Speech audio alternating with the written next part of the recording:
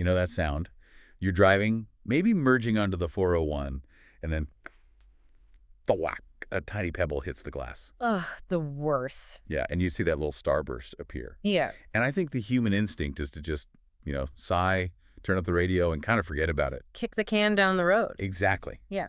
But looking at our research today from London Quick Chip Auto Class, Yeah. that little habit of procrastinating might actually be breaking the law. Oh, it is definitely a gamble. We're doing a deep dive today into the Ontario Highway Traffic Act, and specifically that gray area where a little cosmetic annoyance turns into a real legal liability. Right. Because I think most drivers in London, they assume as long as the windshield isn't actually falling into their lap, they're good to go. That is 100% the assumption I operate under. Yeah. So let's get into the source material. Does the Act actually say, no cracks allowed?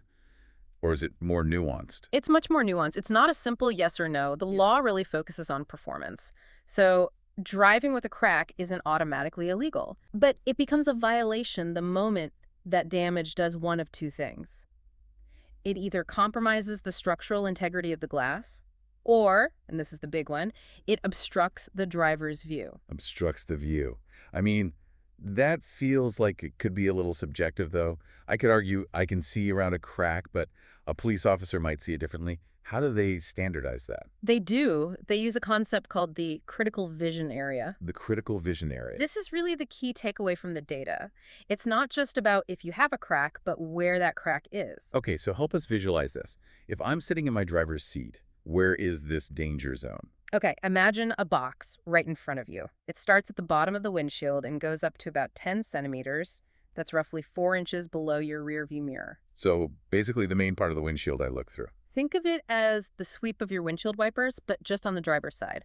If a crack or a chip, any blemish, lands inside that box, it's pretty much game over. So wait, a huge spiderweb crack on the passenger side might technically be legal. In many cases, yes. But a chip the size of a dime, if it's right in my line of sight, makes my whole car illegal to drive. That's it, exactly. Because inside that critical vision area, that little chip isn't treated as just cosmetic damage. It's a serious safety hazard. It disrupts your ability to spot, brake lights or a pedestrian. And the sources mentioned the consequences are, well, they're a lot stiffer than people might expect. I think we all worry about the cost of a repair, but the cost of getting caught seems way higher. Oh, much higher and way more inconvenient.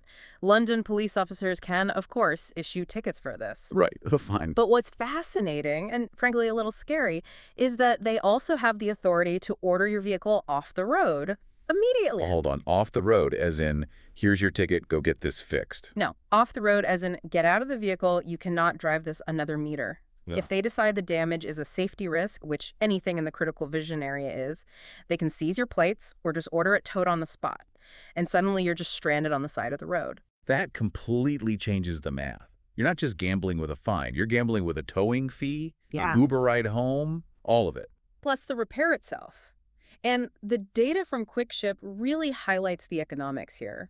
I mean, fixing a small chip before it spreads usually runs between, say, $50 and $150. Which is a fraction of a towing bill. Absolutely. And urgency is the other key factor. Here in Ontario, we get these extreme temperature swings, right? Boy. A small chip is just a stress point waiting for a cold snap or, blasting the defroster to turn it into a full-blown crack that runs across the entire windshield. And once that happens, you're not looking at a $50 resin fill. No, you're looking at a full and much more expensive windshield replacement. So the takeaway seems pretty clear. Go out your driveway, take a look, and check that critical area. If you've got damage in that driver's side box, you're not just driving a car that looks a bit rough, you're driving a legally compromised one. It really comes down to viewing your windshield as a piece of safety equipment, not just, a wind blocker. If you ignore a crack in your line of sight, you are literally rolling the dice on getting your car ordered off the road. A terrifying but very useful clarification.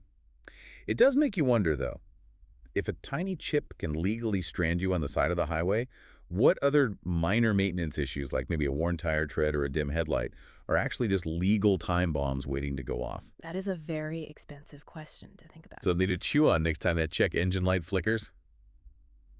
Thanks for listening to this deep dive. Drive safe.